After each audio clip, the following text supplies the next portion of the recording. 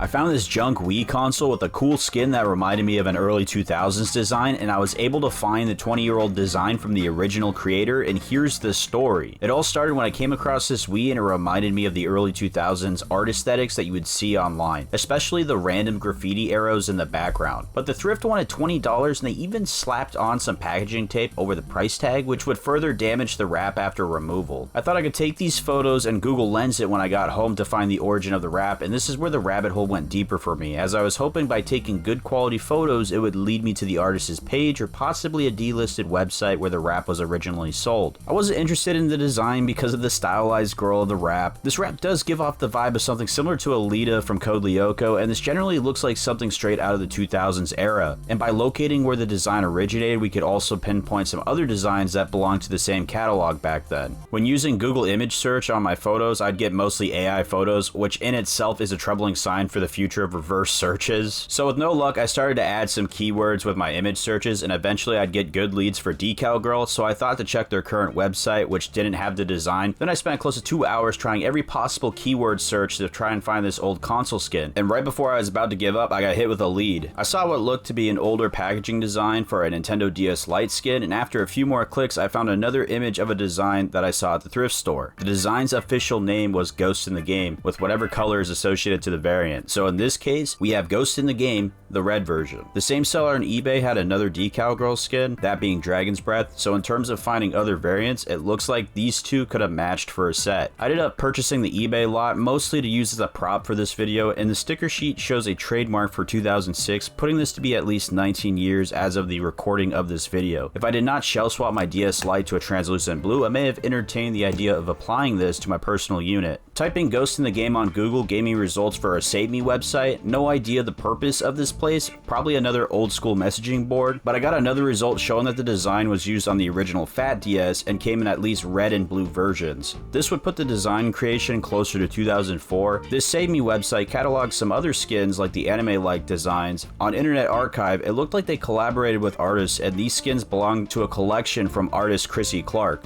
There's this cool Modern Warfare design one, and generally I found some cool designs with a 2000s era aesthetic that I was talking about at the start of this video. And I found other versions of the Ghost in the Game skins on other consoles. Another thing I didn't think about until after I started working on this video is that you can use Wayback Machine as well. There was a web address on the packaging, and going to the site did show snapshot results. Unfortunately, I couldn't get the Ghost in the Game product page to load, but when I did get something to load from the Decal Girls site, it did point to them using adverts and gaming magazines at the time. I won't waste too much of your time on this part, but ultimately what became 4 hours of browsing through game magazines on Internet Archive around 2005 to 2008 surfaced one advertisement, but it was unrelated to the Ghost in the Game design. The one that I did find was from Game Informer issue 142 on page 32. I contacted Decal Girls on Instagram explaining the thrift store find to see if they still had the design, and to my surprise they had the original design files. Amanda, who I was talking to, told me that the design was likely from 2003 and the design could be molded to any product offered on the website, as it'd be a custom skin. Originally I found it on the Wii, and the Wii would have been ideal to keep consistency with the video project, but seeing that I didn't have a white Wii lying around, I asked if she could make it for the Xbox 360 since I had this one available. She drew up a design and we ultimately went with the green color as it fit the Xbox brand. And take a look at what arrived. I've only seen this for a split second, so the moment of truth, we're gonna find out. Oh my god, this is kind of crazy. You got a cardboard on the back to stop it from getting creased. I'm wondering what we're looking for.